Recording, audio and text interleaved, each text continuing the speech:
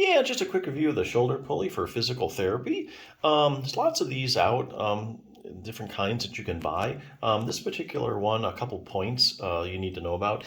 This has foam handles, so it's pretty comfortable, and you be able to get a good grip. Some of them do have wooden handles, and some even have plastic handles. My preference really is the foam handles. I think it's just more comfortable when you're really gripping, especially if you have to grip tightly, just a lot more comfortable. This also does have a metal hook on it, which goes on the door frame. Some of them do have like a cloth like strap instead of just the metal. So just be aware this one does have a metal thing. So if you're particular about, like wrecking any paint or anything on the door, I know this does have some rubber things here, but still some of this might be a little bit abrasive to the paint. So if you're worried about that, you might want to look for another one that has like the cloth strap that holds it in place. So yeah, you can do this. You can use the shoulder pulley either sitting or standing. You can either be facing the door or facing the other way. And you can also put the hook. Most of the time, people put the hook on the top of the door frame, but actually, you can actually put on the side where the doorknob is, and you can also work on different range of motion exercises. So why would you buy one of these? Well, basically for the main reason, the big thing is for range of motion. So if you need a more flexible shoulder, this will help you get more range of motion. Basically, it accomplishes this by you have the arm that isn't very flexible, and you use your good arm to pull down and stretch out the bad arm. So that's basically how it works. So here again, mainly for range of motion, not really for strengthening. So if you're looking for strengthening, you need to look for something different. This main purpose is just flexibility. If you have like frozen shoulder, you have shoulder pain, you want to try and stretch it out a little bit, this would be something good to consider. Now, if you do have a shoulder problem and you're looking for strengthening, this is probably one of the better resources I found, the 6-minute torn rotator cuff solution for seniors. It says for seniors, but really, athletes can use this book. I'm not sure what the senior's about. If you have any kind of a shoulder problem, strengthening the rotator cuff is really one of the main things that you need to be doing no matter what your problem. That's because the shoulder is a shallow ball and socket joint, and it depends heavily on this rotator cuff. It depends heavily on muscles to really keep it stable. Unlike the hip, which is also a ball and socket joint, the hip is a deep ball and socket joint, so really most of its stability is just the bones because it fits so deeply in the socket. Shoulder's not like that, it's very shallow. So basically the muscles is what keeps it in place. And so of all the muscles, really your rotator cuff, it's its job to keep the thing in place. And that's the main stabilizer. So if you have a shoulder problem and you increase stability of the shoulder, things like tendonitis get better, shoulder arthritis doesn't get aggravated as much, bursitis, you don't get that extra motion in there. And of course you have a rotator cuff problem, definitely strengthening it's going to help it.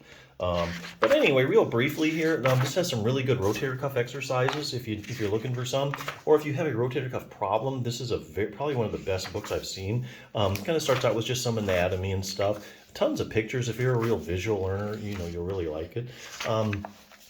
Has a question and answer format. What are the symptoms of a rotator cuff tear? Are there any arm maneuvers that might indicate I have a rotator cuff tear?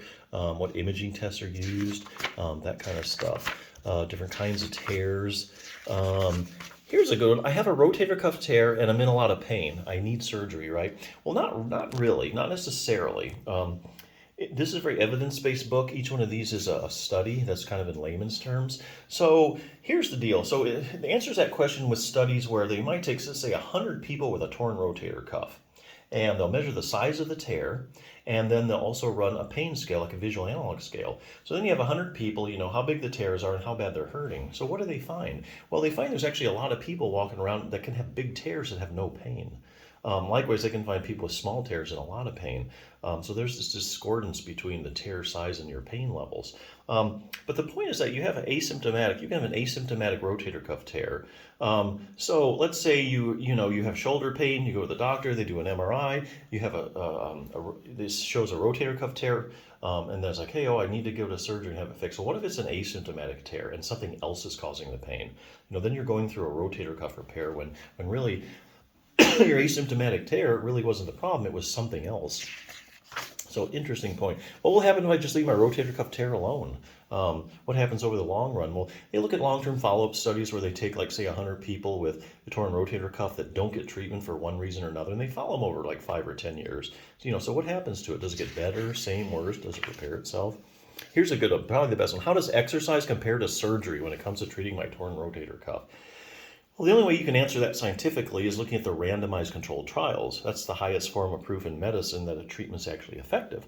So what you do is you take, let's say, 100 people with a torn rotator cuff. 50 you randomly say you're going to have surgery. The other 50 you randomly say we're going to have you just do exercise. And then you follow them, like 6 weeks, 6 months, 6 years. There's some really good follow-ups.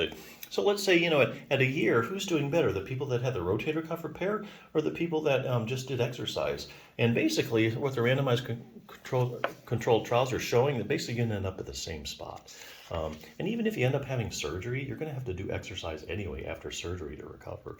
So anyway, this has a good exercise program, beginning, intermediate, advanced. But anyway, just a really good resource for strengthening. But if your problem really is one mainly of range of motion and you have trouble like raising your arm up, this is really a pretty good tool to consider. So definitely check it out.